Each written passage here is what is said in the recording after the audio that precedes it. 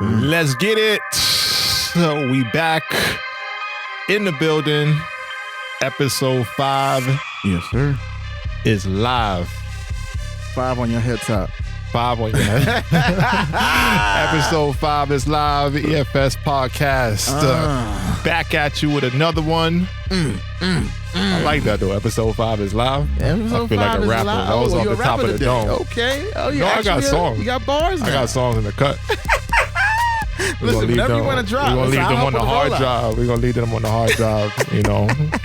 Hopefully they'll never be released. So what up, y'all? It's EFS Podcast, Episode 5. I am your host, D. Burke, the man himself. And I'm here with Mr. Waldo Black. Mr. Waldo Tutter. How we doing today, sir? How we feeling? Good. I'm feeling like I'm ready to go, you know what I'm saying? Like, I'm ready to go 12 rounds with Tyson or something. I'm feeling good, man. You know Jake Paul about to fight Tyson. I know. That's what I'm saying. Like, I feel like I'm in that position. Over under on Tyson knocking out Jake Paul. Come on. You know, it's Tyson. But over under. Like, how many rounds you think? It all depends. He gonna drop Jake. It all depends on how they classify it. And I'm gonna preface that. If they put it as an actual fight, then Tyson. Oh, you mean that exhibition bullshit they be doing? If they be doing the exhibition, he's not gonna take it as serious. But once he clicks that Tyson is in a fight, I think old habits, you know what I mean? Old habits die hard. Yeah, I don't think that he's gonna be able to just like. Old habits die hard. But if it's an exhibition, if it's playful and it's nice, it can go the full distance. It could. But if it's a real fight, someone's getting knocked out, and I would be sad to see Tyson get knocked out. He ain't gonna drop Tyson. I'm just saying he has power. Let's not sleep on your boy's power. No doubt, he got power. I'm pulling for Tyson. Mike a different animal, though, man. Mike is 50-something years old. I don't care how old man. Mike is. All right. All it takes is one to the. I understand. Right, knock but he's that not wind packing out. the agility he used to have. Don't matter. I seen the training videos. He looks good. He looks really good. Mike always look good. Them hands are still sharp. I wouldn't get in the ring with Mike Tyson. Them hands are still sharp, bro. Yes. Trust me, Jake Paul, you know. And I said originally, you know, Mike is on the older side. So I was really giving him a shot to lose to Jake Paul. Well, not a shot, I would say. I was saying Jake Paul may get him, you know. It's a fighter's just because he's older, you know, once you fighter's old, game, bro. You know, but one punch. All it takes is one. You seen Ngannou get knocked. Yeah. Like Anthony Joshua. That was the Ha Davis. That little shit you put together was I didn't peep that. Funny. It was crazy? Yeah, you know, big fella, I'm gonna put you to sleep. Does that type of shit. Oh, yeah? Yeah. Oh, yeah. I gotta see that. But yeah, he did him bad though. He did him bad. That's what I'm saying. So it's like I don't know what you're saying. Like, if anybody, even with all that power and strength, if it comes to boxing, it's sweet science. And if you put someone in there who hasn't been in it in a very long time, the rust will show. I mean, no doubt. But they got last time. fight he did was what, 2020 with Roy Jones? Was that 2020? That was an exhibition type. Yeah, it was an exhibition. You know what I'm saying? It wasn't nothing that proved that he was a fighter still. And he did fairly okay, but he was still tired. I know they about to get the bag from Netflix because that shit is going to do numbers. I'm going to watch it. If it's on Netflix. I'm watching. I already got a subscription to Netflix. I'm watching. I don't need anything else. I said they was tripping at first, but I'm on board a few days later. I saw it early this week. I was like, what the fuck are they doing? But now I'm on board. I want to see it. And I mean, I hope Mike drop him. You hope. I hope Mike drop him. My money's on Iron Mike, always. Listen. Brooklyn, at the same time, it would be a smart bet to go Logan. Because that payout, because everybody's going to probably bet on Tyson. I don't think that.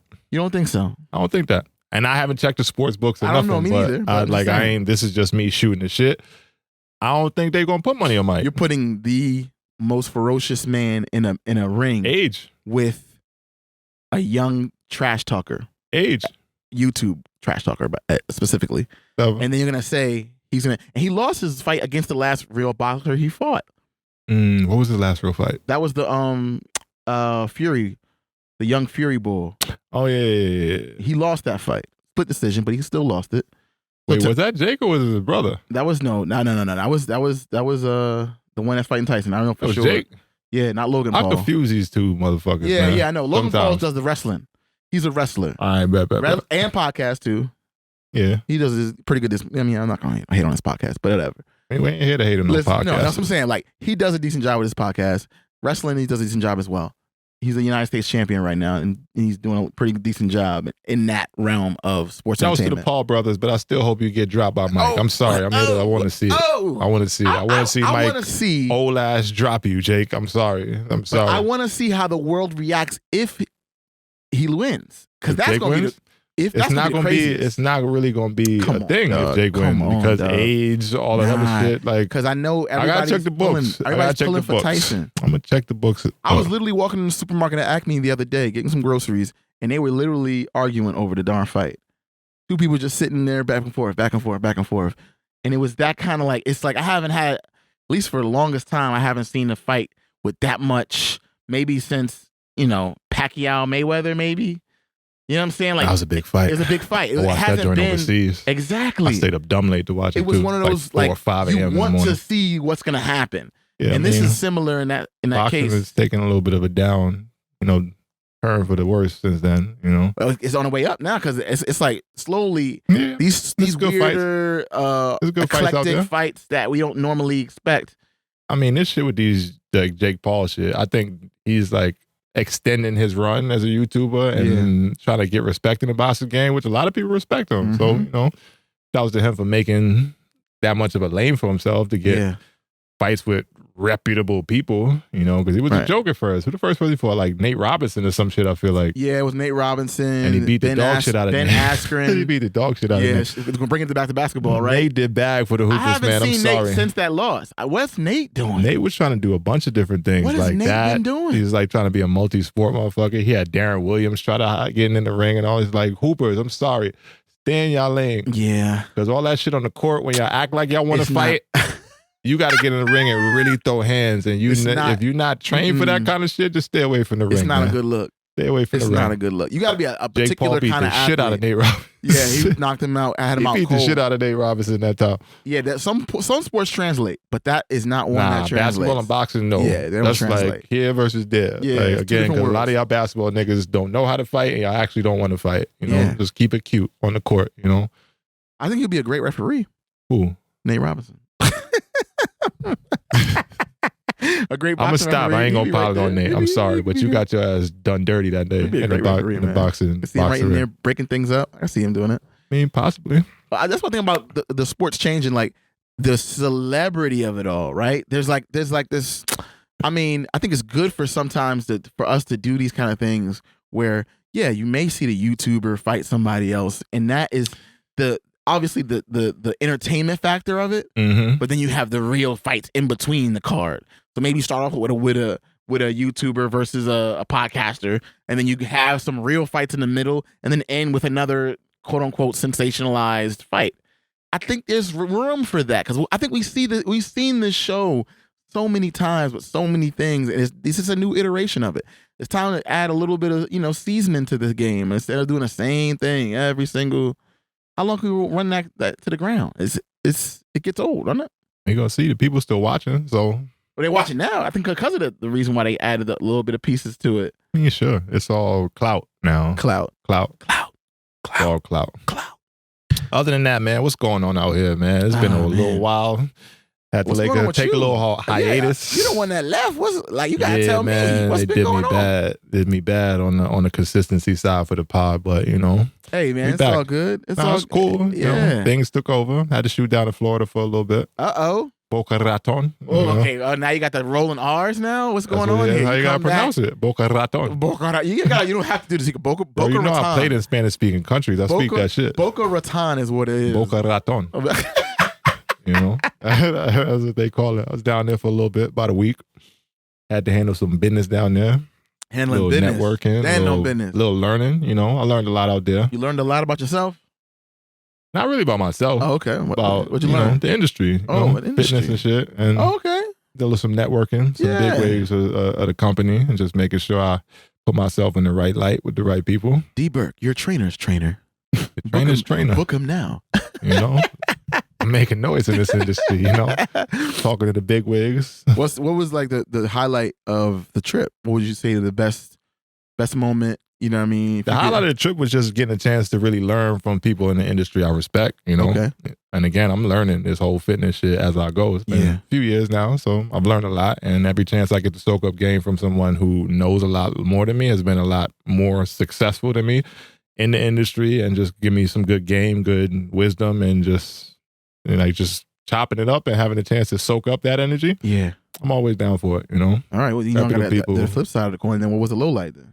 The low light? Damn, low light. I wouldn't really call it too much of a low light. No, it was a positive experience. Nothing. So I was in the office. Trip. I was in Global HQ headquarters from damn near like 9 to 5 for at least 4 days straight. Got in Sunday, slept, woke up the next morning, right to it, you know. 9 to 5. Tuesday was like 7 to 5:30. Wednesday 7 to 5:30. Like we just in HQ breakout sessions, general set, like just learning, you know, picking up tools, like skills, soft skills, like, you know, just again a lot of good learning out there. Wow, a lot of good learning. Kind of rejuvenating because, you know, it's good to get out and then just look at things from a different perspective, you know, and there's some tools and things I could bring back here. You know, just start to implement, make things a little bit more efficient. And again, just learning. Like I got some reputable fitness people down there. Some people who know a lot, been doing this thing for a long time. Sounds like you about to I had the chance to give some input. You know, they ask me what I think about some shit. And I'm like, well, I think this, you know, off of what I learned, they really like listening to me, hearing me out, respecting my voice in the situation. So I'm like, damn, like, nigga, you was just throwing balls in baskets for you. You know, like, so now to see it full circle is really is fulfilling. You know? What's up, man? It was a good trip overall. Got one day to kind of like kick it, see the beach a little bit, grab some food. Nice. But, you know, low light was really, now that we going back to the low light situation, low light was really just getting off of my regiment, my, like, you know, I've been so structured the past month or so that taking me out of that element was kind of like, you know, it's a struggle. I wouldn't say a struggle necessarily, but it made me feel a little bit of a way, like, you know, my editing with the pod and everything, just not getting able to release stuff when I wanted to, you know, just staying on track with that, and just in general, just being out of your zone, away from my daughter for a little bit too longer than I would like to be, but you know, all that shit is just part of the path. So I take it as that. But it was a good trip, good to get away. Glad to hear it. It wasn't too cold here while I was gone, but you know, it was decent down there. It rained damn near every day. It ain't really get sunny, which usually fucking happens to me every time I really want to go on a good trip. Not every time. I'll say like 50-50. Sometimes when I go places that I'm looking for good weather, like that shit don't really be, but you know how that shit is down there. That shit rain and get sunny, rain and get sunny, like, but it really wasn't like typical like down South Florida weather until like Friday. And that was the day I got to, you know, we wrapped up a little bit early that day, got done like, I want to say 1. My flight didn't leave till 10 to come back, so I'm like, fuck it, I'm just kick it for the next few hours, grab some drinks, you know, watch the sand, watch the water a little bit, you know, see the people, you know. But that's beautiful, man.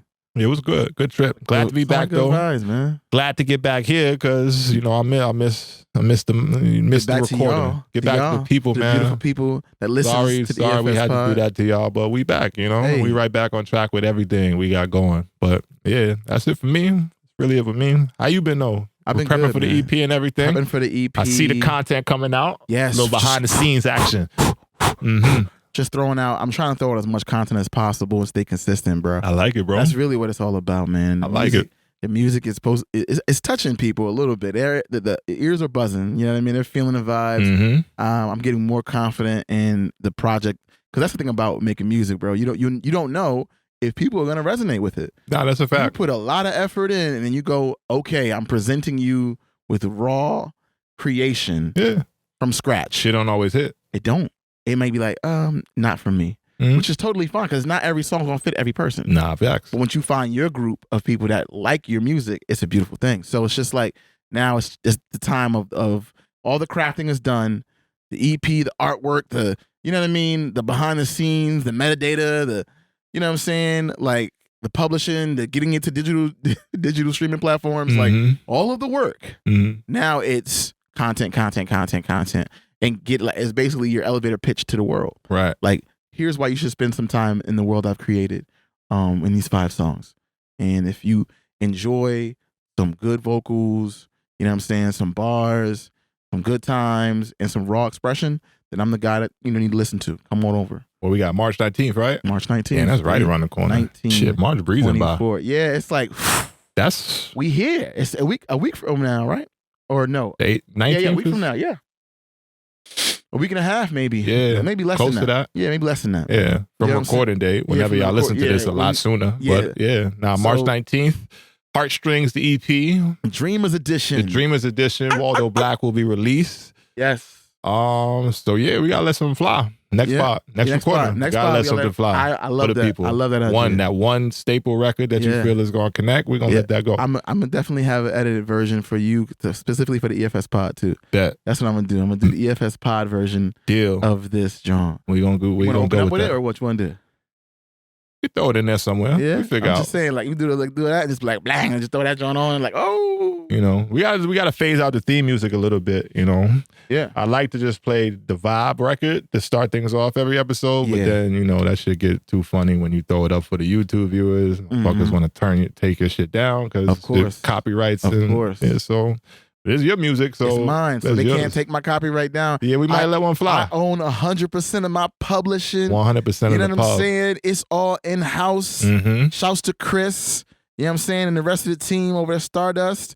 You know what I'm saying? We did our thing on this one, man. I don't have to worry about it. That's the beauty about it. Like a lot of people, they go into these game when they got to get these contracts and they get people. When you can do it all independent. Ain't got nobody to spin your shit. Ain't nobody in my 360 pockets. and spin you around. I own my name, right? You go to my ASCAP, my BMI, like all of that is good. Like you don't have to worry about any of that. I'm good on my end. So it's like that is what I think is most beautiful about that. Come support a black man who owns his music and is ready to share it with the world. Like, you know what I'm saying? Like that's the difference, right? And I love that I try to challenge myself in terms of what I created. I didn't want to make cookie cutter music that sounds like everything else on the radio. I intentionally did things specific. Like you don't hear often guitar solos and things like that in our music. You got live music. It's live instrumentation. Like so you're there's getting a into difference. Musicianship for real. Exactly. There's a difference in this. So again, heartstrings, man, I'm pulling on your heartstrings right now. I think a little bit. Listen to it. Tugging on the heartstrings. Listen you know to what I'm that saying? man. Like just enjoy yourself. Be open-minded to the music. You know what I'm saying? It doesn't sound like anything else on the radio, but it sounds radio worthy. So just take a listen. That's what I'm gonna say. That's fire, man. Yes, sir. Yes, Looking forward to hearing the project March 19th. Reminder, go get that, download that, stream that, buy that, run it up. He owns 100% of everything. Come on now. 100% of everything. 100%. That's fire. That's fire. Oh, speaking of that just reminded me. I seen some shit on the gram the other day that said Beyonce don't pay people for helping her write songs. Whoa. I wish I could find a post. It was one of those scroll and like, it was one of those scroll and, Beyonce don't pay. What do you mean? Yeah, it was some woman and I got to find her, man. I got to find her. I can't do it now because it's going to take me way too long. I was like laying in bed, like scrolling through that shit. It was a person on the gram and she has like posts devoted to Beyonce, shitting on her, talking about how she don't pay people to help her write music. Like she don't give them publishing. I don't believe that. I don't know. She's speaking of this fact. Beyonce don't pay people? Yeah, I wish I could find it. I'm just dropping that live because it just crossed my mind while we was talking about your project. Yo, they say she ain't paying people. Wow. Or not paying them paying them per their worth, more or less. Publishing, like, she was mentioning like this. She taking like 25% of their shit just to write records for her. Like, wild shit. Wild accusations. I have no, this is just on the gram. So again, this is crazy because she just became the first black woman to ever debut #1 on the Billboard Hot 100 for country music. This ain't hold. That's what I'm saying. Like so to come on the heels of that with that kind of allegation, that's crazy. I don't believe in none of that. When you got to have a lot of receipts for that kind of thing. No, for fact. That's what I'm saying. So I'm not trying to spread like messy rumors. I'm just going off of what I saw. Right. I have no. There just could be a baseless claim. It could be. I don't know. Beyonce J been taking shots for years. I'm just going off of what I heard. Yeah. On another note, though, I got to eat my words. What you mean? that Texas Hold'em shit is kind of fire. Oh, look at this. Look at this. I gotta eat my words. Turn face. I gotta eat my words. You turned about. Like it's kind of a fire. whole 180, didn't you? This ain't Texas. Look at you singing. Now he's singing. I heard a couple different. Go ahead, Beehive. Get him. Don't come over here now. Yeah, nah, Beehive, don't tear me apart. I'm backtracking. I'm redacting my statement to say that Texas Hold'em ain't as bad as I was. I thought she wasn't on the Beyonce. Only like she got. I'm do the. You know what you say? I forgot. Go back to the old pod. Go back to the old pod. What I said was, I'm all for artists exploring themselves creatively. I just do not have to be along for the ride. Listen, I'm not saying I'm fully along for the ride on this. But now you like it. I'm just saying it's a little bop. See, that's one thing about it. It takes time for music to grow on you. If you listen to it once, it will not, like, it won't hit you. You let it sit and marinate on you for a little bit, and next thing you know, you get like, you know what, this isn't a bad song. I didn't know. But yeah, I love Beyonce going to country music, even though I went country music 2 years prior. I'm not saying I'm ahead of the curve. I'm still not on a country wave. Don't get me wrong. Don't get this shit twisted at all. You can go. I already got my country song. It's one of the songs. It's called Hennessy. I'm not called Pour It on Up, the country wave. Go check it out. Pour It Up, Waldo Black. What I'm trying to say is, once you start appreciating, you got to catch the country bug. Like, go to Nashville, right? I might be going down there later this year. Go to the Country Music Hall of Fame. And it'll be my first time. Go to the Johnny Cash Museum. Go just embrace, because you know country came from African Americans, right? No doubt. So I'm just saying, it's black music. No doubt. And I don't hate on all of the stolen music. Like it's rock songs I fuck with. I fuck with Journey. Like, some shit's out there that, just a small down. Yeah, like, I'm like, it's some shit's just bop. But it just, country itself just don't necessarily connect with me. But I digress again. The record is there's a young cool. lady. I don't want to mess her name up, but she's very much country, but it's black. I want to say that, and I want to say that in the most beautiful way possible. Like, she exudes like a black woman, black energy in all of her country music. Oh no, it's dope. I've been seeing ever since the Texas Hold'em shit came out, and it's not that I've never seen or heard black country artists, but the resurgence of the black country movement, spearheaded, I guess, by Beyonce putting her shit out, and it's a lot of people like, well, we've been doing this, whatever. But my perspective is, if it take one person who's like in the pinnacle of music to get y'all else some shine, open now. Ride the wave, So I've been hearing some shit. People like, oh, well, you think Beyonce shit hot? Check out this person. There's other shit. There's little bops. I hear it. Country, fusion, R&B type of shit. I'm hearing it out there. It's beautiful, man. And I love music. That's why I try to say, I think we're moving to a point in society where our music will be genreless. If you go through that's a scary place. Why is that scary? It's a beautiful place. Because how many of us are like festival kids anyway, where we'll go to a festival and we'll see everything from I haven't been to a festival in a minute, but I'll say Kid Cudi, and then down the street it will be Fall Out Boy, and then it will be Lil Wayne, and then it will be Blink 182. Like, it's weird where we've listened to music that's all across different genres, and we're not able to. But I like the clear designation between this is this and this is that. Yes. Not to say you can't like all of it. Yes. Like, be open, like whatever the fuck you like. Like I told you, I like countries. I mean, not country. I like some like rock songs. I fuck with some AC/DC. I fuck with reggae also. I fuck with hip hop. I fuck with some alternative shit from time to time. Like, I don't close my palette off to music. Right. But I know what sits with me. So I just don't like when everything turns into a fusion, because that's when, to me, the appropriation of other cultures and music can start to happen. And if you ain't doing your due diligence to pay your dues to the people that brought you along to the point where you can appreciate that music enough to fuse it into or cover some shit or like kind of mimic some shit from another genre. If you ain't doing your due diligence, if you ain't giving the flowers to the people that created that lane for you, then to me, that's where I say it's a dangerous place. Because, there's a lot of, and keeping it funky, there's a lot of artists, especially, I'm going to just go with hip hop. There's a lot of artists, white artists, who like to play the hip hop game, but they ain't really about that culture. They don't really know the history. They don't know. So for me, that's where it gets a little dangerous. So I do like clear designation of this is this genre, this is that genre. But again, if you can toe the line enough to say like, I bet I can respect this for what it is because I know there's a history there, and I salute all the people who came before me in this genre. Then from there you can get stamped. But you got to make sure that you do the work. So I'm all about doing the work. My thing is the society we have. There's a lot of people that are already, I guess, appropriating. Facts. There's a lot of that going on. It's been going on since, I don't know. That's why the beginning of this music industry, right? Covers are one of the multi-million, possibly billion-dollar industry that bands go around bars all across the country, cover bands singing is a thing. Other people's songs. And it don't matter what genre.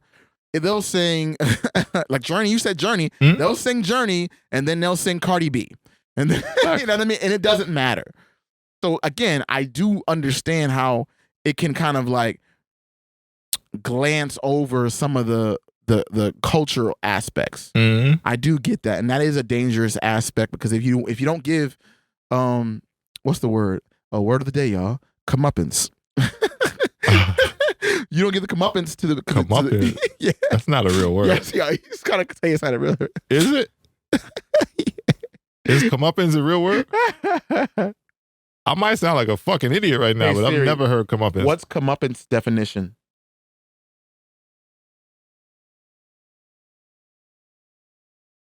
Oh, it says a punishment or fate that someone deserves. Comeuppance. That's crazy. It's the word of the day, y'all. Learn Go ahead, look it up. Go ahead, look it up for yourself. Comeuppance. Comeuppance. Right. All you comeuppiners. No, don't do that. No, pause. Now I'm just making up some old other shit. I'm just making up some whole other shit. Probably every pod, bro. That's gonna be something like, you know what I mean? Yeah, you good for that. Comeuppance, the right? Word man. Word man. What's the word of the day? But you gotta have, like, you gotta give these people who've paved the way. I feel like, even in hip hop, we don't do that enough. We don't. We don't give like. I think we did with the 50 years last year. We did. We did a little bit of that. We showed love to a lot of people. LL Cool J at the New Year's Eve ball. And it wasn't drop. like it should be. That 50 years of hip hop shit was like. Still, I ain't really like a lot of that shit. That they tried to do a little something. Of course, There was they like tried. A festival in Philly. There was a couple bunch things. of shit. Yeah, there was a couple things that went off. They tried. They tried. You know what I mean? It was an attempt. I appreciate it. That's all I'm saying. Point is, in general, go ahead. you're right. Like you said, like you got to do your due diligence. And in hip hop, it doesn't happen. 100%. You hear me yell at the little niggas all the time for not doing they research. I ain't gonna say no names because we're not going back there. I've been heavy on them for a few weeks. A couple weeks now, yeah. Yeah, so I'm gonna leave them out because I want them to live and I want them to flourish. And not that my opinion is gonna do anything, but I just don't want to seem like a hater. But the young people, they don't do their it's just it's a generational gap with a lot of that shit right now. Yeah. But just in general, having due diligence be the mindset and just making sure that you giving again the flowers to the people that paved the way for you. I'm big on that. So and that's in my life. That's in my own family. Like my grandmother, I give her the flowers because she made my mother, and my mother made me. Same thing on my dad's side. My godfather, God rest his soul, just passed last year. I'm big on that, doing the due diligence to pay respect to the people that paved the way for you. That's in music. Yeah. That's in life. That's in everything. That's everything. Legacy is important. It's important. So. That's Don't forget where you come from. I get that. I'm on board with that too. But I also like how you gotta have balance, right? I get what you're saying. You make a valid point. I'm just saying there's balance in it. And if there's balance in it, I don't know how we can contain it, but I think it's great to have artists explore different aspects that isn't necessarily like I am a hip hop. You know what I mean? I'm this like. Now we're able to go into spaces that we probably wouldn't go into unless we had someone brave enough to say, I want to do country music and I've done R&B and hip hop my entire life, but I'm going to go into a whole complete genre difference because I believe in my talent and what I want, the story I want to tell. Sure. But again, do the work. That's all. Hey. Do the work. Hey. Be multifaceted. I'm all that. I'm all for that. Snoop Dogg does everything. He has a country, gospel, no doubt. reggae, like R&B. He's done every genre. Like you can go. That Snoop reggae shit wasn't fire though. I'm not saying it was, but I'm just giving you. I'm giving you that Snoop reggae shit was not fire. I'm sorry. Snoop Lion. The Snoop Lion. Snoop Lion. So the thing is, for me, it's like he has the audacity to be creative in every medium he thinks of, regardless of what the world says he's supposed to do. He's just you know what I'm saying, a nigga from Long Beach, California that was not supposed to be. You know what I'm saying? Like in terms of quote unquote what a Long Beach, California nigga is supposed to be. He is not supposed to be a country, and again, gospel, R&B, reggae singer. I'm all for not being cookie cutter. Yeah. I am not a cookie cutter individual myself. You can't be the basketball player, long time professionally, all that other shit, to now transition into like fitness and content. So I'm not. I get. Yeah. Spread your wings, and that's it. Like, but you just got to make sure again the diligence is done, and if it isn't, I'm good with it. But it's a case by case thing. Certain people don't. And some people don't do it. I ain't fucking with that. I'm guessing you've never seen the chicken noodle soup song. What you mean? Like with a soda on the side? Yeah. With a soda. The dance chicken noodle soup. I wish. Yes, but there's a. I've seen that. No. There's a chicken noodle soup that was made overseas. Nah, never. It's an Asian guy. Oh. I would love for you to just watch that and tell me how you feel by watching the chicken. Like it's a chicken noodle soup, just like chicken noodle soup from Harlem. And then it's a Asian. I mean, he does what he does. I'm not mad at him, but it's a completely different. But if you type in chicken noodle soup now, the Harlem song on what's the name doesn't come up first. At least it's that song because it has more views. Really? Yeah. That's a dangerous game for me. His name is J Hope. Because I can't remember how many young Harlem niggas. 397 million. Can we play that, or can I play it for you? Can we watch that real quick? I mean, throw it on. Tell you what you do. I'm here for the laugh because I'm probably gonna laugh. All right, hold on. We don't do no ads. We ain't gonna do no ads. You gotta pay for those. You gotta pay for those. Here we go. Chicken noodle soup. Let's go. You one of those emo Asians too. Ha ha ha ha.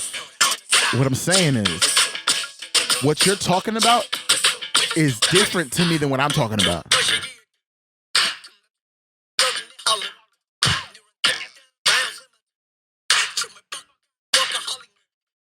Oh yeah, now get this out of here.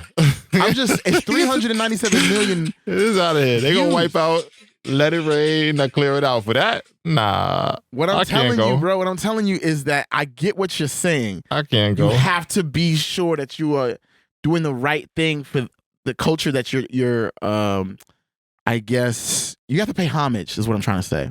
I mean, sure. If you're paying homage, that's cool. If you're doing it for a quick buck, then that's where I how do we know that? If that's what it was. If he really appreciated it. I don't know. Case by case, like I said. It's case by case with a lot of these niggas. I can't really, I can't vouch for or whatever today, Like, I don't know him personally. I ain't saying it is, but I ain't saying it isn't. I'm just saying do the work. That's all. Yes, sir. Yes, sir. Moving on. We'll see. Moving on. There's other things going on out here. I guess we keep it music. Your boy Meek is getting heat right now. He's been getting heat for a little bit. Oh, my. Oh, man. What a transition. He dropped the project. You heard the project? Heathenism is what it's called. That's the name of the joint. I can't honestly say I've listened to anything outside of Dreams and Nightmares from Meek Mills for a long time. Really? Bruh, I'm sorry. No. Really? I listened to that, and I listened to the one with Drake. What's that one called? I don't even. Going with Drake. Yeah. Got a couple with Drake. And going bad? Going bad. Damn, so you ain't been up on Meek in a while. Because let me say this. Meek is special to me because when he was on his rise, right? Mm-hmm. Flamers 2. The whole state of Delaware was pretty much Meek fans. Facts.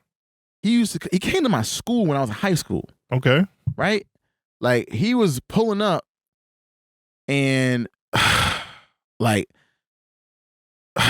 when he had John Little Beats, he had Sap. It was a different era. I mean, it was a different time. And I appreciated what Meek represented. Like he was like, all right, you can be from the slums and make it up to the top level. No doubt. Right? And be a boss and be a leader and be all that. The story has always been great to hear that. But at some point, I started looking at it like, what's the story now? What is the story now? And I feel like there was nothing, not necessarily new, but he's done the songs already. So now I'm looking at the stories and I'm like, what is he saying now? It's just more like, I've made it and I got money and I'll still, get at you if it has to be that, but I'm good and I'm great now. And I'm like, okay, yeah, but what else you got to say? How many songs I'm listening to you say the same thing? And at this point, I just don't feel like he has a story that I need to hear. I mean, that's fair. That's just I do it for the motivation, I get it. That's fair. I just don't feel it, though. It doesn't feel genuine. I felt the hunger. I felt the desperation. I felt like the bars was hitting when I was young. But now I'm like, nah, this isn't. And also, I'm just like, I've been like trying to really reflect on what kind of music I want to enter my mental space too. That's a big thing. I'm not hating on him. I know Ross and rapper D1. I don't know if you heard about them. Yeah. Talked about him on Joe Budden. Mm-hmm. They went at odds with each other a little bit. Meek had a thing with him too. Meek made some comments. Exactly. So it's like D1 talking about how the rappers ain't representing. Exactly. Like they're not. You can give out 1,000 turkeys at Thanksgiving, but are you putting in negative aspects into your music that's gonna hurt us on the long front? And I think I kind of agree with D1, and maybe I'm being old head in this, but it's like, I mean, I feel that in certain senses. Like I do understand people who feel like rappers should have a responsibility to not just rappers. the culture. I want to say every musician, but they don't really do that to people outside of rap. Is a thing. They don't. Like rap is the only music that gets held to that standard of you should be doing more for your people, And from my perspective, I do feel that. I do feel like my feeling is you make it what you want. Right. Like if you just in it to get the money and that's what you clearly state, then your objectives is out there. So you can't really go against somebody who's like, I'm just here to get the money, feed my family, et cetera, et cetera, et cetera.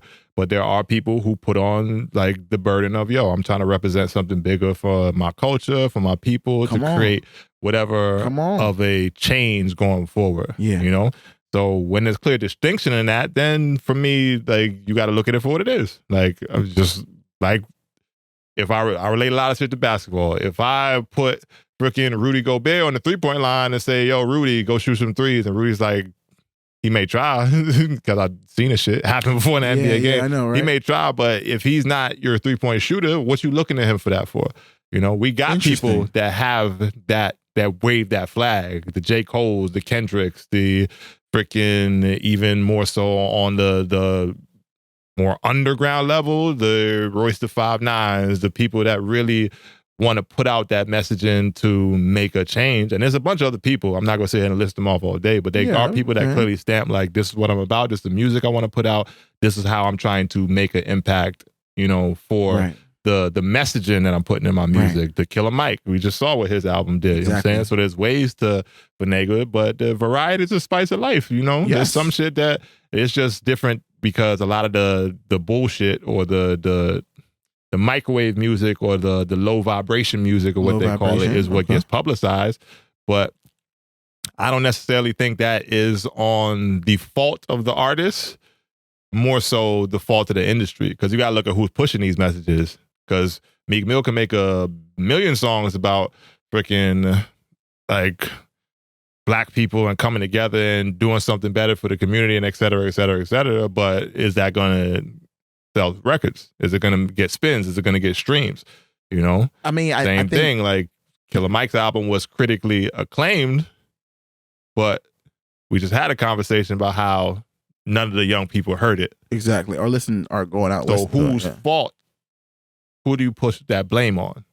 Oh, okay. So there's two different conversations happening in my head right now. So you're talking about the fault of the people, right, who are requesting Rudy to go to the 3-point line, or is it the fault of Rudy for not attempting to practice more shots from the free throw line? Rudy knows his lane.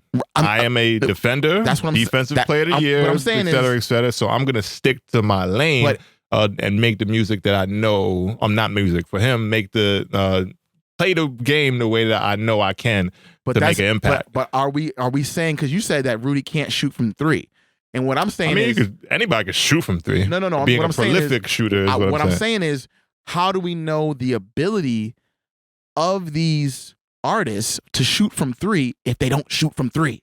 Some of them don't want to. And by shooting the three, it's literally saying make music that is uplifting to the community and has a positive message. All I'm saying is take a shot. If you're wide open and you can shoot it, take a shot, throw a song out, and see what the people... But Meek got records like that. And not to keep it on Meek, I'm sorry we keep using Meek as an example, but Meek got introspective records where you're trying to speak on something. And they good. That's what I'm trying to say. That's what I'm saying. Like, if you making your shots from three, after a certain point, you go, wait a minute, maybe I can try to shoot from three more often. Maybe I can make an album that has nothing but threes. Like, you know what I'm saying? Like, I'm saying as a listener, I have the control of what I put in my ears. I can't control what people create. So as a person, when I'm sitting there watching the game of the music industry, I'm starting to walk out the arena and say, maybe I need to go look at football or country music. I mean, you have the right to listen to whatever you want. Like, you're a consumer, so you can consume whatever you want. You can turn down whatever you want. You can, you're not, restricted to have to like whatever. Right. I'm just saying that there are attempts from these kind of artists to make that kind of music. If I want to just, again, not to keep it on Meek, but he's the example we went with. Yep. Championships album. Mm-hmm. That was right after he came home fresh from jail. Not fresh from jail, but that was right after one of his bids. That would be for me his most, that one too. Like, his most conscious album intentionally. There was some lines in there. There was some songs on there. Some things that he What's said. Free with Jay-Z and Rick Ross. That was a good one. Like, that's a record. Yep. The things he talking about on there is like, it was about militant, that kind of vibe. Black. Exactly. And there was a bunch of those on that album.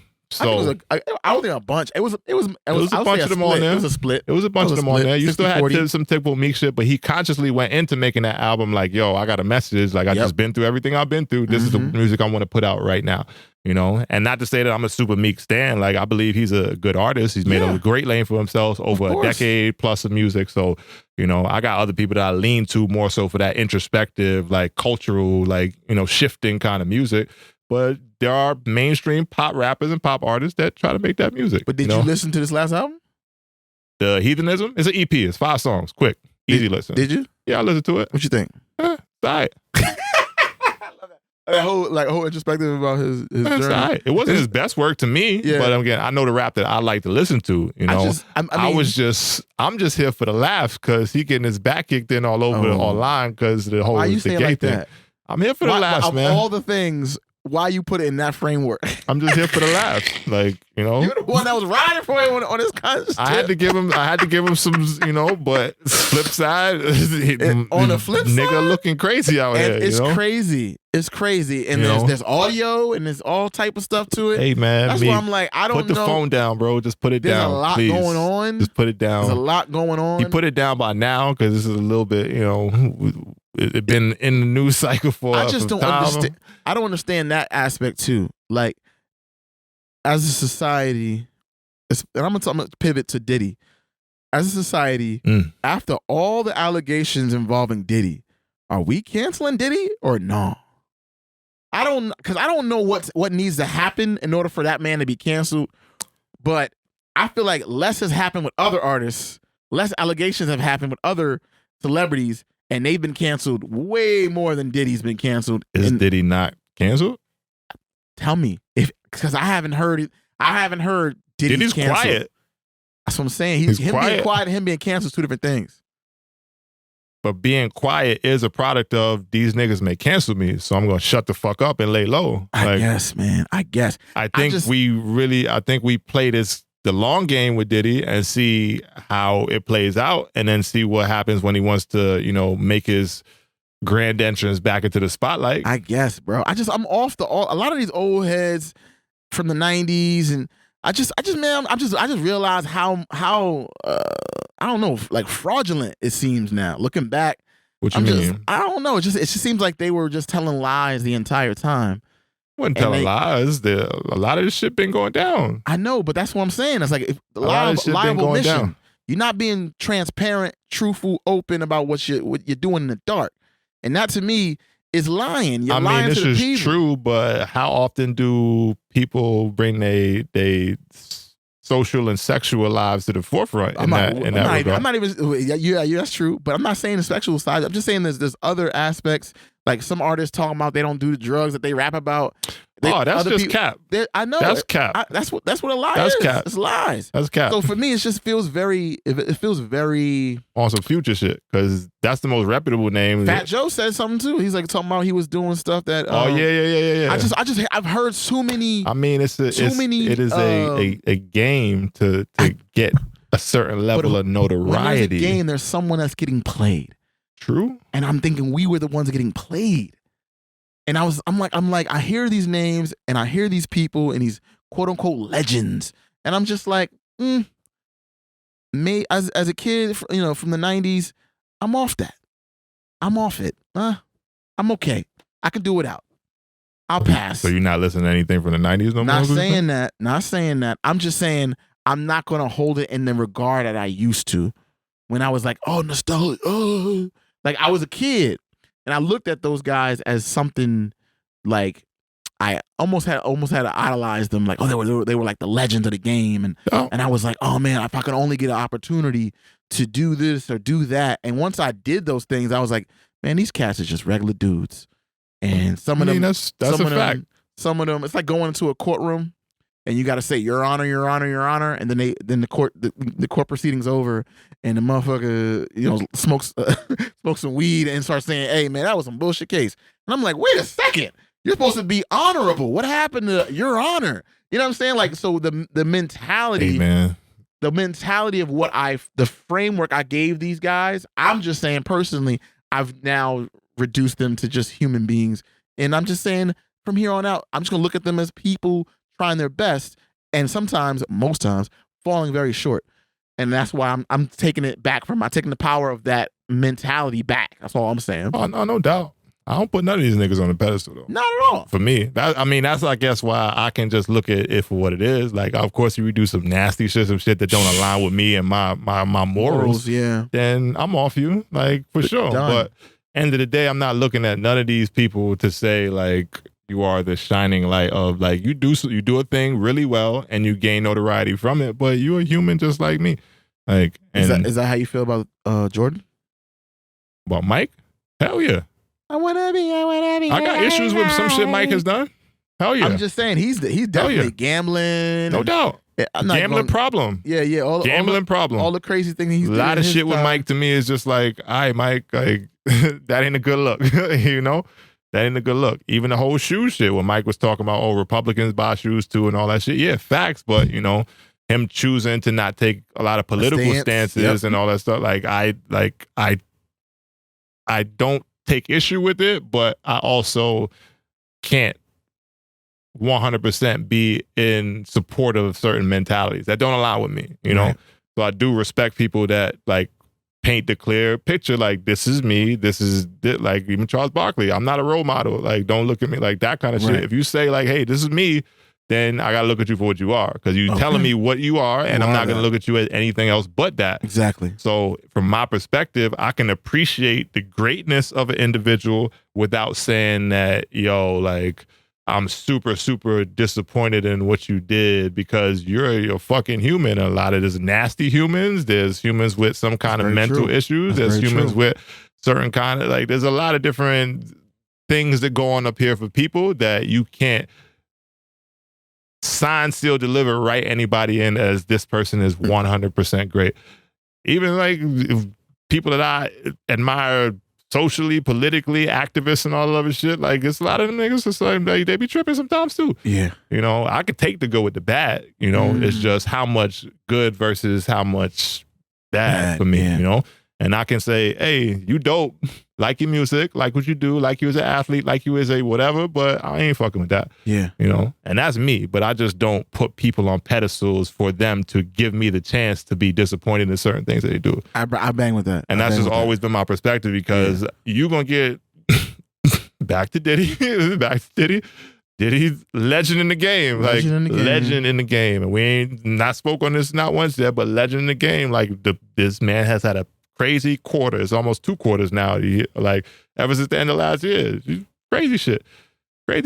Slaps though, still got gang of slaps, gang of hits, has impacted music in a positive way for a long time, et cetera, et cetera, et cetera. But from what we see coming out, the nigga's nasty, you know. But I also got to factor in that, you know, there may be certain parts of it that is a little bit of embellishment. So there's a little bit of, you know, but again, if most of what's happening is true, or 60% of what's happening is true, 10%. It's still like, yo, bro, like, what you doing out here, you know? And the waves and waves and waves of shit that's coming out to me is just like, all right, bro, we got to really look at you a little bit different now. Yeah. You know? And that's just my personal perspective. So again, I can appreciate greatness in one aspect, but I'm not putting you up here for me to look at you and then say, damn, man, you really let me the fuck down. I know, but really that's my problem, because I think I did that. Yeah. In many cases. A lot of people do. In many cases of my, you know, coming up in the game, I was looking at these cats like, yo. A lot of people do, man. It's only one person I put on that pedestal, not even a person. One entity I put on that pedestal, and it's the person that God that put breath in my lungs. Come on now. Other than that, I'm not looking at you as a human being and saying you're absolved from any kind of like downfall or like things that can, because we all human. We all human. And again, if it don't align with me, I'm not siding with it. Exactly. So I can distance myself to say, bro, I ain't fucking with that at all. Not at all. You know, but people is human. There's been sick shit going on for centuries and centuries and centuries, back to before any of us was even here. So this shit been going on forever. But that to me, but here's why I needed to say it out loud for people that's watching the pod. Thank you. Make sure you subscribe, tell your friends, and tell a friend to subscribe. Subscribe for real though, man. I'm seeing some of these views, but I ain't seeing the subscriptions coming in. Please subscribe. Please like, share, all of the other shit. Cause you get the raw conversations that we have on this pod. I ain't begging, but come on, man. We out here. So real talk. If you fucking with it, subscribe. Hit that button. It don't take too long. Come on. You know? Sorry to cut you off. No, but this is perfect, because I think as I measured success and what success means, I used other people as my benchmarks, right? So I was like, oh man, if I can be like Jay, or, you know what I'm saying, or Nipsey, like, or Kobe, like, I look at them as success. And I you know, as I'm going in my journey, I'm realizing that isn't success. That is, the people that have done things, I'm gonna let you finish, is not success, right? They are quote unquote successful, but you have to run your own race. And the race that you run and how disciplined you are in your race is the success, for me at least. I'm not telling what anybody else is going to do, but that's where, to me, it's like you have to step away from, oh, I didn't get this accolade or this accomplishment, which is external, and go internal and say, I did everything I could today in the gym, or on this test at school, or at work. You know what I mean? I did everything I could. I'm proud of myself for how much effort I put forth and how disciplined I've been over the course of the last That's success. And I think once I changed my framework, I didn't have to look at anyone else's accolades. I don't need a Grammy. You know what I mean? All these things that people kind of like, they try to measure you and put you in this box like, oh, he's a Grammy award winning Like, no, he is a hardworking, talented man that believes in himself. That to me is what I like to say versus the extras. No, for sure. That mean, it took a while to get here though. And while we here, I'm gonna just bring it up because it ties into the conversation we were just having. My pops fucked me up the other day. Why? He tuning in to the pod. He's peeping things out. He's seeing it, and he likes what he sees. Yeah. But off of the first couple episodes, he was like, "Yeah, man, you gotta define success for you. I know you were saying it's always moving, but it seems like." And my pops, anybody who know my pops, know he's a different kind of dude. But he basically was like, success. People try to tie it into too many I guess tangible things like monetary success or just like notoriety of success and things like that.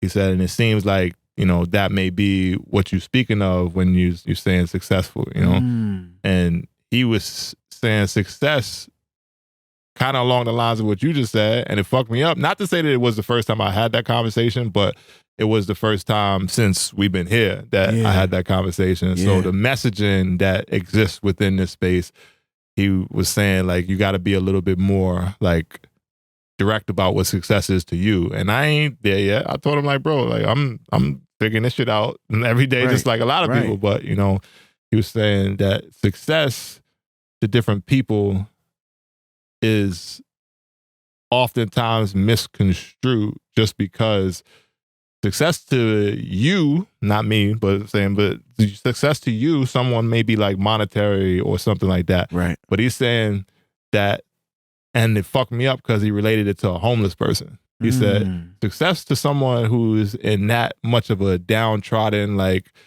dire strait could literally be, I ate today. Come on. That's success. You know?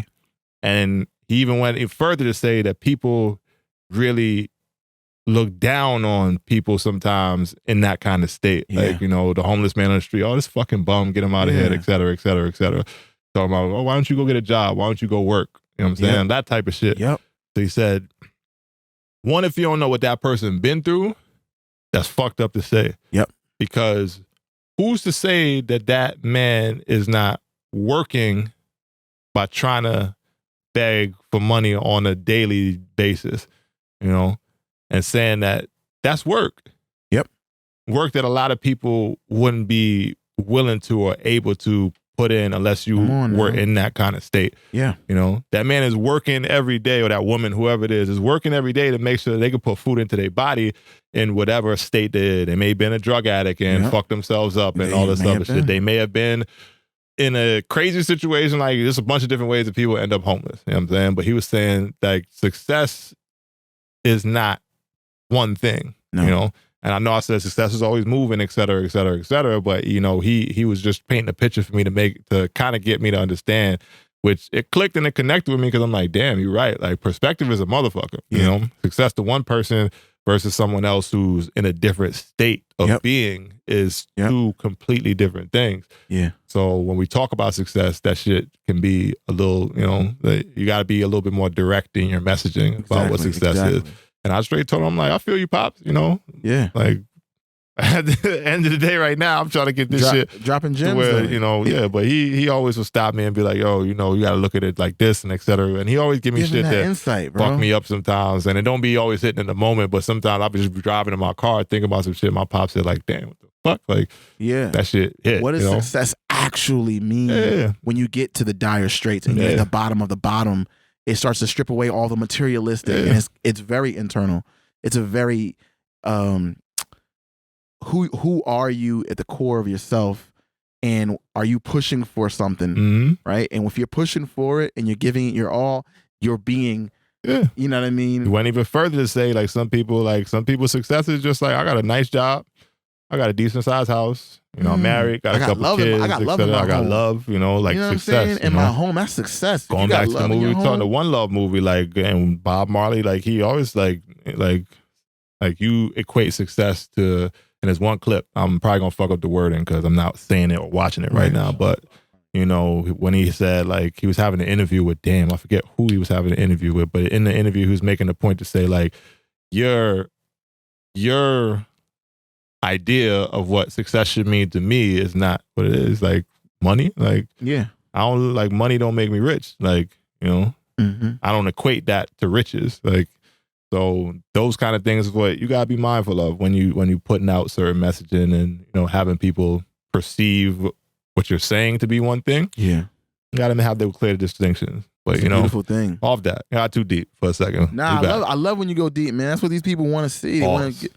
Oh yeah, that was me. That was me. That was on me, coach. Pause that was on me, coach. That was on me, Pause coach. That one. But for real. Like, you know what I mean? Safe space. Safe space. But no, but no, that for was real, crazy. Pause. Let me say this: when we have the opportunity to express ourselves fully in a deep fashion, let me get all these words in that. You see that? I'm gonna give you the comeuppance you need. No, if you have the opportunity to do that on this pod, like that's what I think people really gonna resonate with because they see that we talking real conversation, talking about your pops, talking like that's something that you know what I'm saying. I wish I had more often. I ain't gonna lie to you. My relationship, my pops wasn't always good. Yeah, nah. Especially growing up, we was quiet. Shout out to my pops. So it's like he's a fucking legend. Having those conversations is real, and I think it's important that the listeners know that too. Oh, no doubt. I'm here for the funny shit, but we gotta drop some gems on them at some point. Yeah, gotta give some real honesty, man. Gotta give them honesty. But not too much. We ain't trying to make this is just their messaging is just so boring. They don't want to hear that bullshit. Hey, we're gonna give it to y'all. You gotta put the what they say. You gotta put the candy inside. Exactly. Sometimes medicine inside the candy. Yeah, exactly, bro. Well, on the topic, man, we was talking about nasty shit earlier. It's some shit that I gotta get out here. What's going right on now, man? Nasty. What's going on out here? Drea Michelle.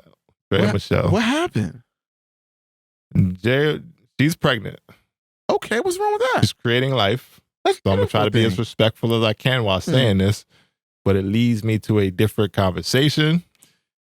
Drea Michelle is an older woman. Basketball, we seen her from early in the game. Yes. You know what we talking about, Drea. I know Baddie Drea, all of that. She's been out here for a minute.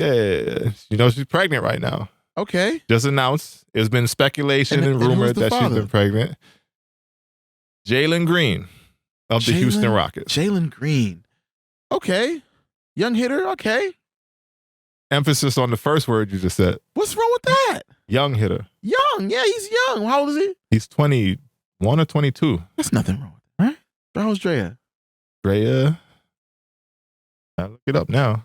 Yeah, make sure. I'm going to make sure 40s easily. No. Yes. Drea's 40? I'm pulling it up. No, she's not 40. Mm-hmm. No, Drea. 39. 39. So she's knocking on 40's door. Ooh. Drea's son is 21, if I'm correct. Jalen Green may be 22 or vice versa. Like, Jalen Green's 21. I think her son is 21. Let me hear what you got to say, because we might have different stances. I want to hear what you got to say. I have a different stance. Oh, I know, because you said it was nasty. I'm saying it's not nasty. Love who you love. When we do it, because we do it all the time. Who? Men? Yes.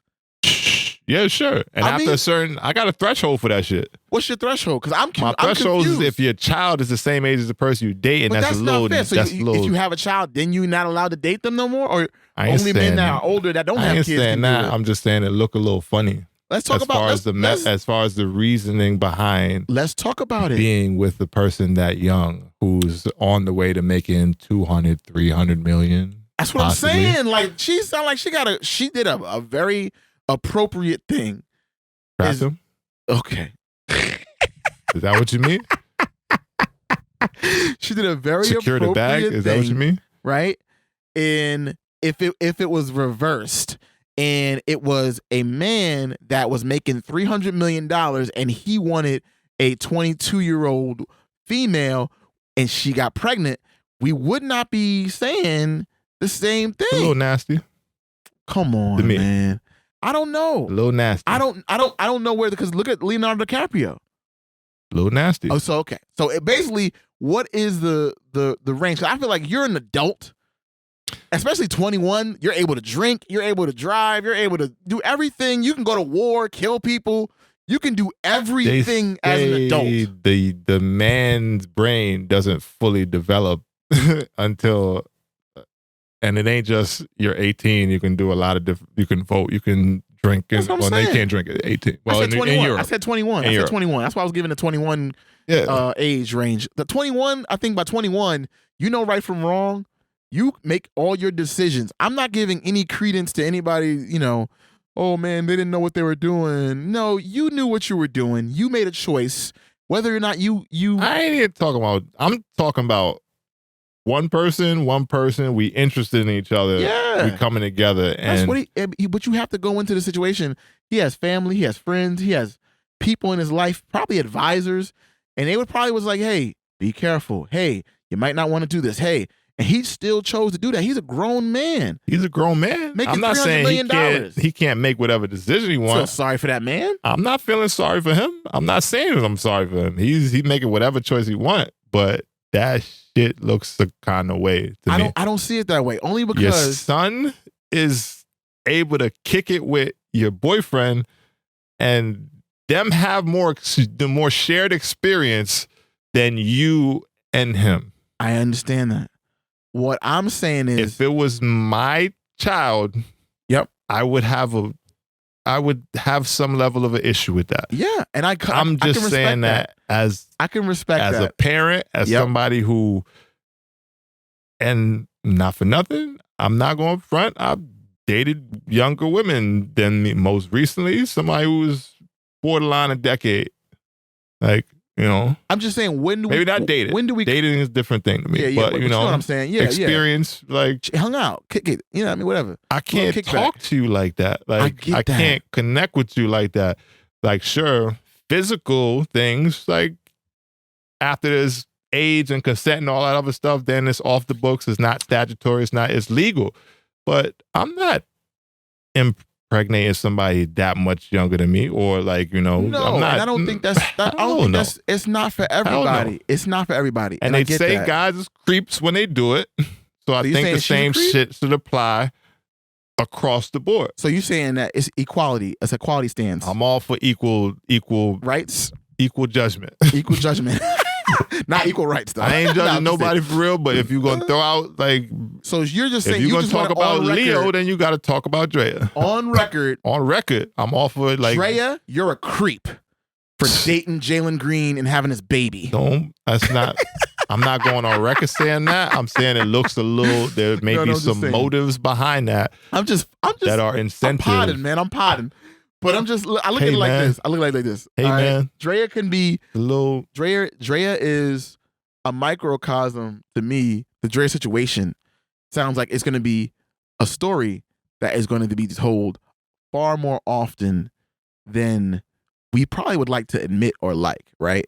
Because what It don't I've get told noticed, enough. what I'm women. noticing is there's a lot more of older women that are trying to get with Yeah. younger men. And it's more acceptable. And it's way more acceptable than there's a Then whole when it- TV when- show. I then don't know if when you it- saw it. When it comes to the men, It was it's way called more MILF acceptable. Manor. I've heard of it. I never And seen it. I watched like an episode Yeah. or a recap or whatever. I see And it that. was a bunch of older women. I'm talking about up in age, up to like 60, Sure. dating 20-year-old, Yeah, and that- 25-year-old men. And that to me, like, again, love who you love. I'm not here to pass judgment Hey. on anybody Hey, because I don't throw stones and live in a glass house and all that other shit. Yeah. But for me, personally, yeah, it look away. Like, it does. it looks a kind of it's a way, not man. normal. That shit ain't. It's not that what shit we've ain't always normal. done. That shit seems as though Come on, talk to him. there may be something going on up here that, you know, you got to figure out, because ain't no reason to me like that you should have You would to have look a 20-year age gap that. between Yeah, the nah. dudes that Like, you're what the doing fuck with. are you talking about when you with the person? So why don't you just say it that way? Because you over there like, I don't know, I'm not saying that. You are saying it. Saying what? You saying that it's wrong that Drea got pregnant. I'm not saying it's wrong. I'm saying do what you want. It sounds like do you on what the you other want. end though. Do what you want. You have the right. It's legal. There's no crimes being committed. But the shit look a little crazy to me. The shit look a little crazy. All I'm saying is When your son can kick it with your I'm baby dad, your saying, bro, boyfriend, that's okay. yo, y'all niggas go play 2K. I'm a cook. It's the CEO with the Like, secretary or whatever. Nah, and that's then- nasty too. Or when Ben Affleck That's nasty was with, too, because we just with kicked the Diddy's back in babysitter. for dating like all these young girls. Diddy was Not just dating. with. It was the other alleged stuff that he did. Nah, yeah, it was other nasty behavior. It was other nasty behavior. But same, and even Diddy's most recent like relationship with young Miami. Yep. From the City Girls. 26 now. Crazy, I think. but it was crazy then. Age gap is crazy. But I didn't see. I looked at that shit as. Hey, but at some point, everybody's like, "Oh, look at them! They look so good together." I'm like, she how old is she was Diddy? talking about golden showers and all that though. She was crazy. That's what I'm saying. When it comes to stuff that's not normal, it's all in a bag that's like I'm not even like I leave it all over there, right? I'm happy in my little world over here. That's over there. But on the podcast, we can say, Drea, we don't like that. We don't like that when you do it either. Leonardo DiCaprio, Diddy. It look a little crazy to me, man. All of y'all lumped in the same bag. Like, why y'all doing this? What do y'all got? What do y'all got to? Look a little crazy to me, man. What are y'all doing? What are you doing? This is a PSA. And I know everybody's an adult, but if you wind back, like if you out of college, technically age-wise, you out of college age-wise, and the person you with is 39 to 21 is nuts, bro. So what's That's the age a 20-year range? almost age gap. Give me the number. That's a 20-year almost age gap. Give that me the means number. when I was 20, yes, as a man, if I'm looking at it just as is what it is, if I'm 20 as a man and I'm looking at a younger girl, she might not be born yet. She wasn't. She wasn't born yet. Like, or she was two. 1, 2. Yeah. Like the mic's falling is kind of crazy. That says it all right there. No, but what you're saying is there is a number. Where is your comfort number? Or I like people in the same decade as me. I'm sorry. So it's a decade. I'm in the same decade, and it ain't. PSA. It ain't. And again, I just said I was dealing with someone who's right along the line, like 9 years. We'll say 12. It was 9 years. 12 years. It was 9 years. Measure. If the person you're dating is it more ain't than even 12 years, it ain't even 9. You might want to consider having a conversation. It ain't even 9 for me because. Again, if I can't share experiences with you, like, yo. I'm just giving him a 3-year You watch grace, this movie? Yeah, I remember that shit when I was younger, whatever. If I can't throw on freaking. Who could I throw on? If I can't throw on, like. If I throw on T-Pain Buy You with a drink or some shit. Buy you a drink, and then your memories of that song was. I'm going to take you home with me. Your mom playing it on the radio. My mom used to play this all the time. You did not own the music. You didn't like. What the fuck are we talking about? Like, yeah, I get it. Outside of just they don't know physical. what CDs are. Right. Yeah, I get it. A cassette, what's that? You ain't had dial-up internet? Like dial-up. That type of shit. Like, blang, nah, blang, you out of the age range. Blang, blang, blang. Like, I'm sorry. I got you, sorry. bro. I'm sorry. And for me, it applies across both sides. I'm not giving women no passes for that shit. Love who you love. Sorry. Love who you love.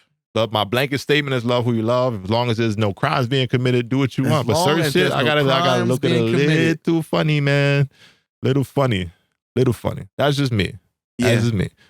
But I was. But would it make you look at that person like Drea? Would it make you look at like her differently? Like, let's say your son played basketball with her son growing up. Mm-hmm. And then you found out that she ended up hooking up with one of the basketball players on the team when he's 21, right? How would you feel about her? And would your... I'm looking at it away. Yeah? Hell yeah. Hell yeah. And I know it happens. Yeah. Again, I can't stop shit. My opinion is a drop in the bucket. But I'm just saying... In the ocean, really. We contenting. That shit was... I seen that shit drop and I'm just like, I see it as...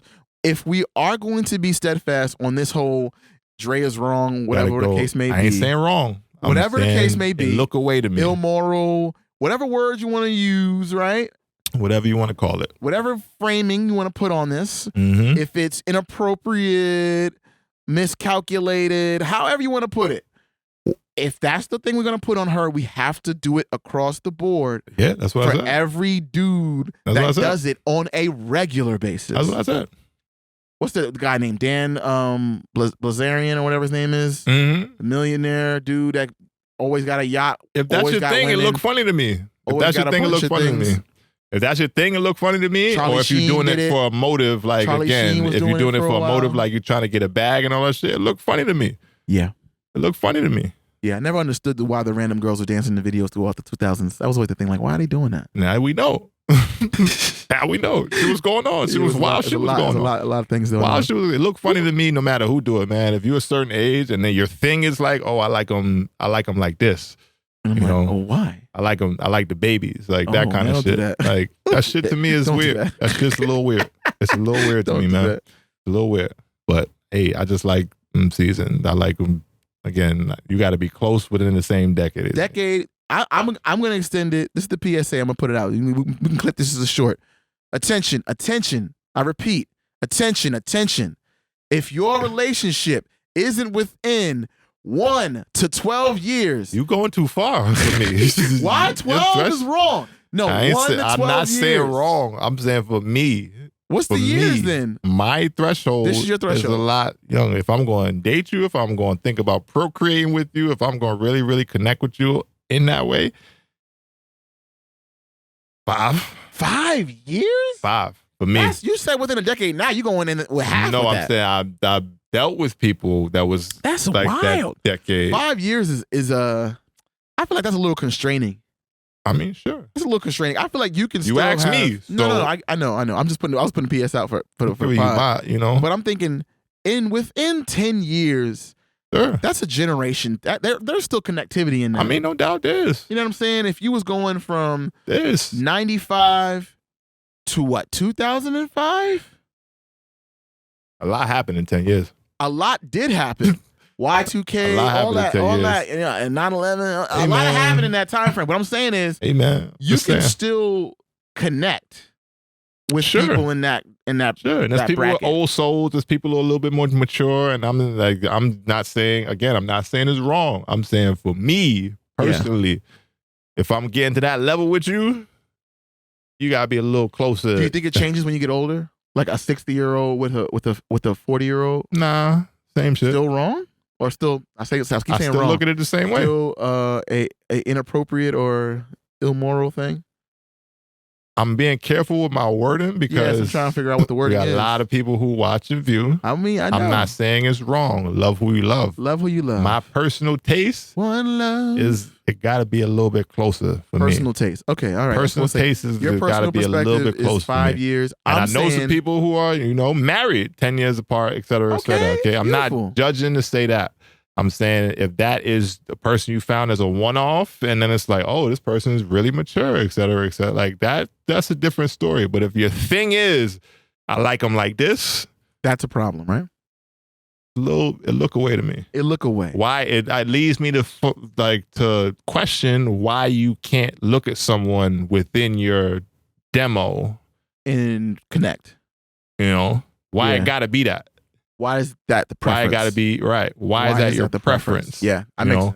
What was happening mentally for you at a certain point in your life that this is now your preference? This is what you want. Yeah, that type of shit is shit you got to look at. For me, at least. Some people can just turn a blind eye to it. Oh, love who you love, fair. And again, love who you love. But to me, I start to think. Yep. I'm a very analytical person. So for me, if this is how you like them, why you like them like that? And was you the dude outside the high school? Graduated in college and all that other shit, waiting for the young girls to come. Was that you? Vice versa. This is a Drea situation. No doubt. Was you the chick who's like, ooh, baby, if you was if you was older, a little bit older, how girls make the jokes and shit like that. For me, that shit can be. There's a problem. Hey man, all I'm saying. There's a problem. Love who you love. That speaks to a bigger narrative too, and I think that there's a potential, there is a percentage of people that do fall into that space. Mm-hmm. But I also think there's a people that are just innocently falling in love with people that are that's connecting. Why I said it's not wrong. I didn't say it's wrong. I said for me, wrong. I look at it a certain way. Coach. Because they gonna pay me, this nigga, he thinks so. Nah, I ain't saying it's wrong. I want all the smoke. Look, we want more views. Come on, get mad at us and then come make sure you click and comment too. Say how horrible we are. They do that, but do it in 3 comments if you can. Run it up. Analytics can run it up. Run the analytics up. That's what I'm saying. Listen, comment. If you mad, say why you mad in the comments. And this ain't clickbait. This is actually how I feel. So I'm willing to. I'm gonna die on that hill. Exactly. So you know, I'm here run it up. I'm willing to die on that hill. All the smoke. With me personally, it got to be in that that range. But off that, man, we're gonna leave Dre alone. You said that we talked Congratulations. Congratulations. Creating a life. Congrats. Best of luck with your pregnancy. I hope you and Jalen are a great unit and can co-parent together, and the young boy or girl has a beautiful life. That's what I'm saying. Sounds like they're gonna be well off. So I hope that's one factor. Head start that's financially. One factor. Yeah, that's one factor. Head start financially. Taken care of. Best of luck to y'all. I was gonna say I spoke about 95 to 2005 in the last segment we were talking about, but I also wanted to bring up the trending thing that's going on right now on TikTok, Instagram, a few places. We are done. We done with the 90s. Yeah, we done with the 90s. We done with the 90s. Where they're dissecting all of... It ain't they, it's one person. One person. One person. It's people jumping on the bandwagon too now. Yeah, and that's some bullshit to me. And as LeBron just 40K? Just crack 40,000. 40K. This is the perfect time to make this argument. We not done with the 90s. We not done with the 80s. Fuck all that shit. Shout to LeBron on 40K. I knew you was gonna go there. Like, shout to LeBron on 40K, but we are not done with the 90s. I just be knowing you enough to know where your stance is gonna be. I mean, I'm pretty much a straight shooter. I'm an easy guy. Did you watch the videos? Because they look trash. You can't take someone's, like, there's the highlights and then there's the lowlights. But some lights are just so low. Like, you know what I'm saying? You can't say that when we talk about legends. Airballs. This man is trying, and I don't know if it's clout, clickbait, all that other shit. He's funny. I'm not negating the fact that he's a funny guy. But you cannot take someone's worst highlights and go on the internet and try to say, "Oh, we done with the 90s now," like or the 80s.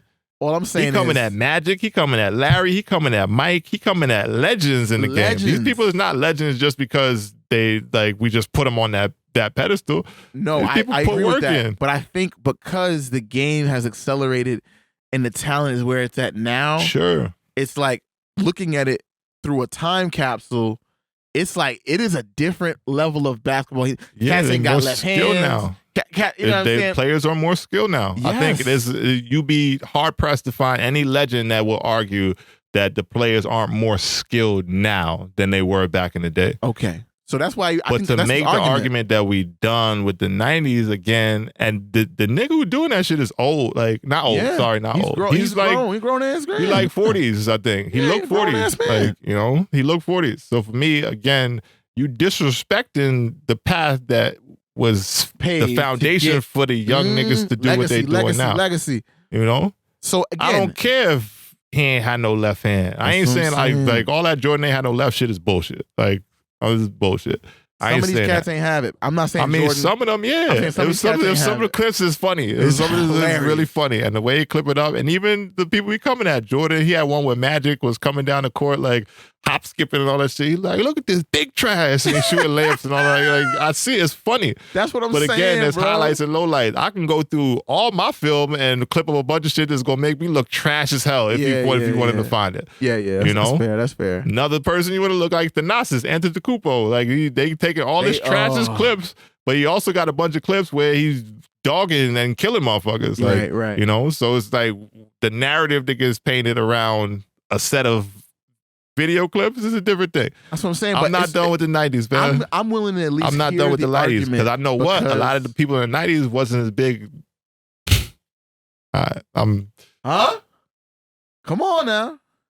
A lot of the 90s people that was playing back then ain't as big pussies as y'all are right now. Like and if I'm just keeping it funky, like that's why I can't be done with the 90s because the level of just mentality is different. Like I agree with that. You know what I mean? But you can have a workhorse. I respect the people that grind, like these young, and I'm not saying they ain't working. I'm not saying they not working. I'm not saying nobody. But the mentality is different. I'm old school, I know bro. they'll dust me on the court, so I can't talk trash. Yeah, nah. And a lot of these niggas will watch me too, and that's fine. I'm just speaking from how shit used to be versus how now. We said it already. It's not the same thing. So I can't be done with the 90s. I can't be done with the 80s. I don't care if Larry Bird couldn't jump over a phone book. Like, I'm like, the shit don't matter to me. Like, for that level of basketball at that time, maybe 2. Legendary. They got the same shit where, Will Chamberlain was playing against a bunch of the scrubs and this is that, whatever. Like, okay, say that to, like, you're never going to be able to go in a time capsule and say, let me put Shaq on the court with Will. You're never going to be able to do that. No, you can't. So why are you arguing? Like, I think we are in a space and a time now. When I get older, I'm going to look back at the space and the time that I had the chance to, like, really, really soak in with my adult brain, appreciate and all the other shit and say, yo, that was stamp that. And that's where we live it at now. The LeBrons, like, all that shit. It's going the LeBron era, the Carmelo era, the D-Wade era, like the Kobe era. These are people that I watched and as players idolize. Like, yo, these niggas is good. Kevin Garnett, Tim Duncan. Like, I go on and on and on and on, you know? So even more skilled now than that era across the board. The players. The players now, way more skilled than even in that era. I mean, across way the more board. is a hard. Well, if you talk about the whole across league, the board, across the board, across the board, but these young stars dudes is versus doing stars, shit with the basketball, I the don't know. footwork, Stars and all the versus other stars, shit. I don't know. Stars versus stars, I don't know, because the cream always rise to the top. I So mean, the best, sure, the best but that's of what I'm saying now across versus the the board. best of then, I don't know if I can say the same. But we just had the argument. It's Will Chamberlain versus Shaq. Like, Shaq is probably going to be a little bit more quote unquote dominant because he played bigger, stronger, faster people. But that doesn't discredit anything that Will did in his era. You can't. Well, again, you're doing a disservice to the culture and the progression of this thing that we have, which is the league. And that's in any sport, football, basketball, soccer, whatever. Like, you got to appreciate what was to then understand the progression of how things are now. But that argument is only good if you're not trying to establish which is the greatest. Like, and I think that's where the problem. The theme of Jordan is the GOAT. And I think that's where the argument goes, is he? Because if you're saying that the league now is more talented and I'm looking at the people that are playing now versus the people that are playing back then, and LeBron's still scoring 40,000, he's still doing all these great things, NBA Cup championship. He has to get some level of comeuppance because he's put forth a body of work that is great. Respect LeBron. 100%. Greatest of all time. That's where we had this conversation. Greatest of all time. LeBron, and somebody said, and it was one of them analysts, Chuck, might have been Kenny Smith or somebody saying, like, LeBron has the greatest career of all time. It's hard. You'd be hard pressed to argue that. Nobody's been this good for that long. 21 years now. So he's not the GOAT, he's the COAT? I don't even know what career of all time. I mean, whatever you want to call it, but he has had the greatest career. The longevity is to be respected. The way that man dedicates to his body, his craft, and 40K, on most times, never really cheat in the game of basketball. Different thing, you know. It ain't. You got to tip your hat to that, and I will. Yeah, I will. But for me, the GOAT is a different feeling to it, you know? And I know it's a lot of people that put LeBron as a GOAT. Feel how you feel. I'm just saying, for me, LeBron has the greatest longevity, and this is of any athlete in any sport. If you look at the way he's affected, dominated, played the game for this long, it has to be respected. You got to. I agree. And that just is what it is. Like, I'm not taking any of that away from the man, you know? But again, this is my problem with trying to pit errors against errors. Like, just appreciate shit for what it is now. We never gonna see some of this shit again. Never. So why do you need to compare it to something else that happened before? You know, and people live in the lane of comparison, but comparison is the thief of, like, joy. Whoop. Like, when you start comparing shit to other shit, then you really start to discredit what you're witnessing right now, what you witnessed at a certain point. And appreciate it. That you never going to see again. You never going to see a nigga go to the finals and never let it get to game 7 6 times. Oh, you're saying that. Okay. You're never going to see that again. Yeah. Hear you. But you're also never going to see someone play 21 years and score 40,000 points. Hey, now we're on board. You know? So you can appreciate this, you can appreciate that, and you don't have to make them butt heads and bang with each other. Just be in a state of appreciation. Skip. Comparison is the thief of joy. Don't do that, Skip. Skill. And Skip is Mike. Skip, feel me. Shout out to you, Skip. You know what I'm saying? Skip is Mike. Stephen A is Mike. All these dudes is Mike. They older dudes, but they got to see that greatness. Yeah. But again, these guys ain't. Well, Skip is a different story. Skip is a hater. But at least Stephen A he appreciates the greatness of LeBron, but he ain't going shit on like what I seen, what I know, what I watched with my own eyes. And he watched both with his own eyes enough to say like, and he, again, due diligence. This man put in the work. Yeah. So you can't really discredit his opinion when he's been covering the game for that long to say like, oh, nah, you bugging. LeBron is the GOAT. Like, no. Like, if that man GOAT is fucking like Jordan, then cool. It's a lot of these young dudes now. The Paul George is the GOAT now. Like, yeah, let's not do that. Nigga ain't won a championship. Let's not say Paul George. Shout out to Paul George. Great talented player. Let's not do that. Great talented player. Nigga ain't won a championship yet. I'm not. Oh, listen, appreciate you, Paul George. You're not the GOAT. Like his game. I think that you have one of the players talent. I enjoy watching in the league is Paul George. One of the greats, in my opinion. I feel like if he just got one ring, even he would be in a different level. You got to stamp yourself in a different way to first, me, man. Him, I wouldn't say. You know what's interesting? I put Dame right over him. Different positions, but you know what I'm saying? Like in terms of like top players, I put Dame over him. I feel like even though Dame doesn't have a ring either, I just feel like I don't know. He's affected the game a little bit more than Paul, and I'm not gonna take shots at Paul. Nah, Paul is great. We're not gonna take away the level of player that he is, but you know, again, this is the eras conversation. These kids is I know this 16, is 17, 18. Impromptu question: Kawhi or Kevin Durant? Who is? And you said comparison to Thief of Joy. I know that. I just want to say, don't do that one to me. I want to know Kawhi or Kevin Durant, who is a higher caliber player, top. They both have the same amount of rings, I think, or they have 2 rings, right? Both have 2 rings. He got 2. Kawhi got 2. Yep. You know what I'm saying? Like, I just want to know where your head is at in terms of that. My feeling is, and this is my take. This is just an off the top question. This is off the top. And this is a lot of other things that goes into it than just like 1 ring, 2 rings, that kind of thing. Like, you know, perspective. Kawhi Leonard is one of the most underrated stars in a long time. And I know the injuries and all that shit plays into it. I know that. And I'm not taking none of that away. Right. Consistency has a lot to do with it. Mm-hmm. But just as far as talent, ability, and the way he approaches the game, Kawhi Leonard is a different player.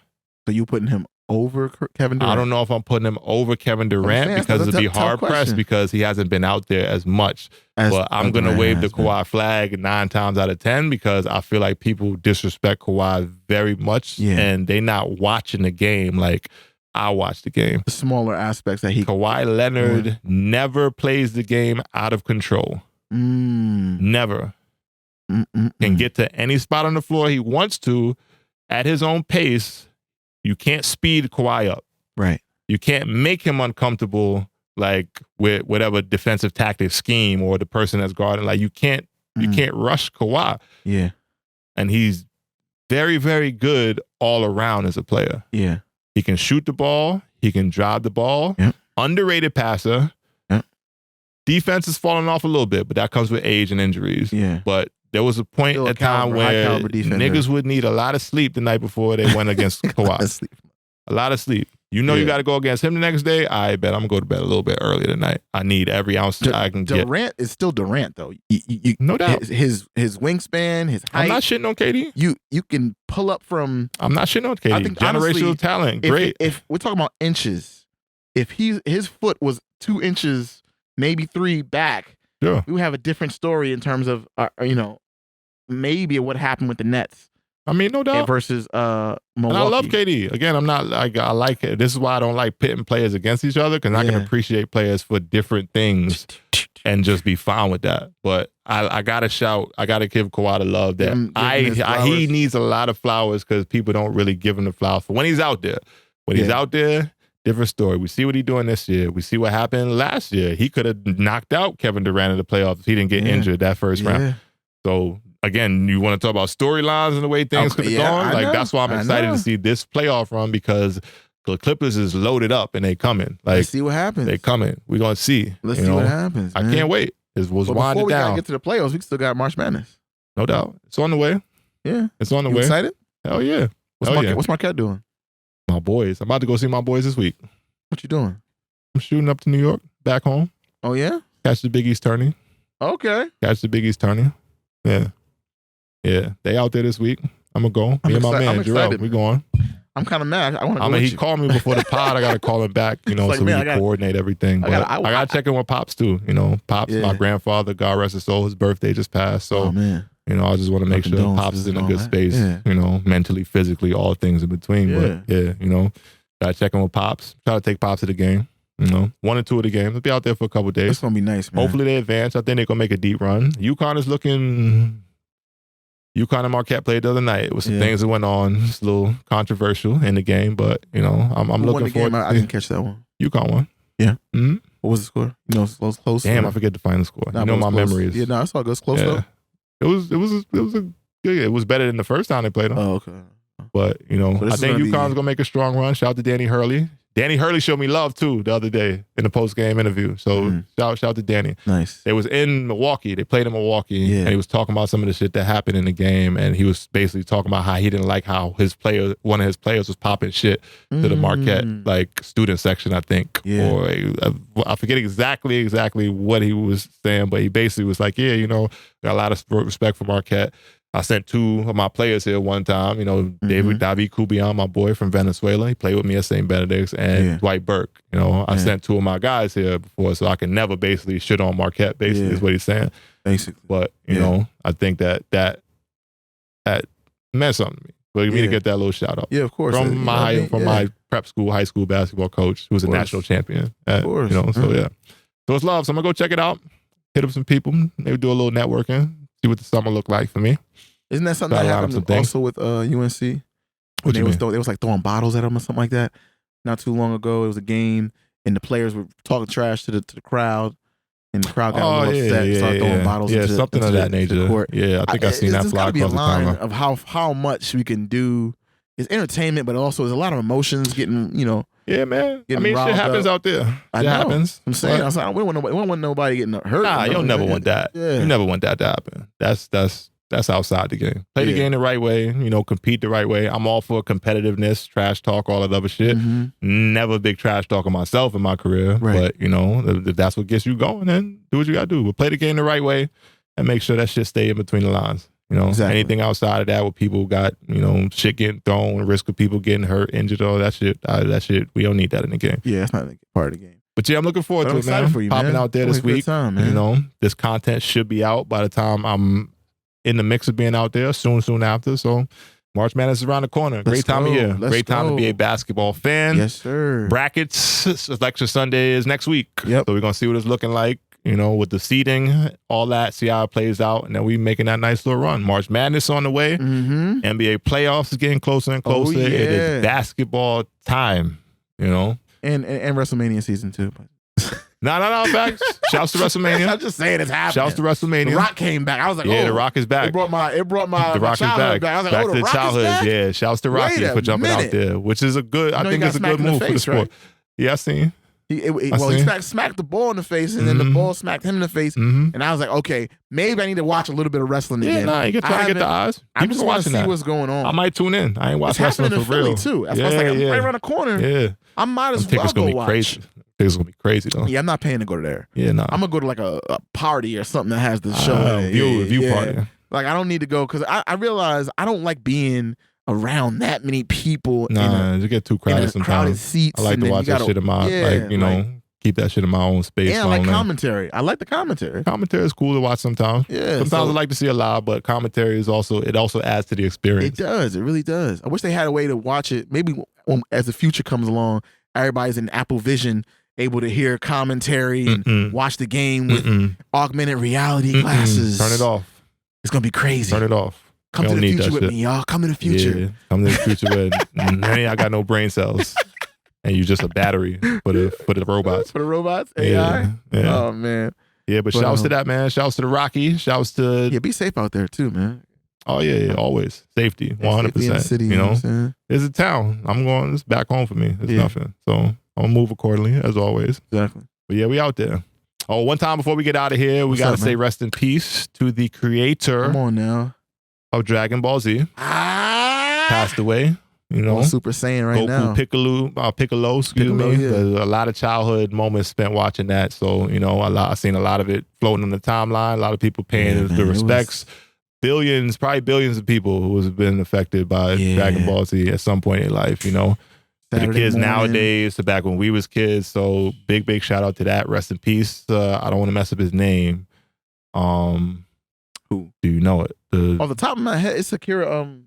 Yeah, I'm not really great with Asian pronunciation, so I don't want to butcher. With all due respect, everybody know who we talking about. The man just passed away, and I don't want to be disrespectful by butchering his name. But shouts to him. Rest in peace. And that's that. Oh, it's quote time. You got to make sure you had that. I'm over deck, bro. I ain't lacking. Never catch me lacking going forward. My quote is on deck and ready.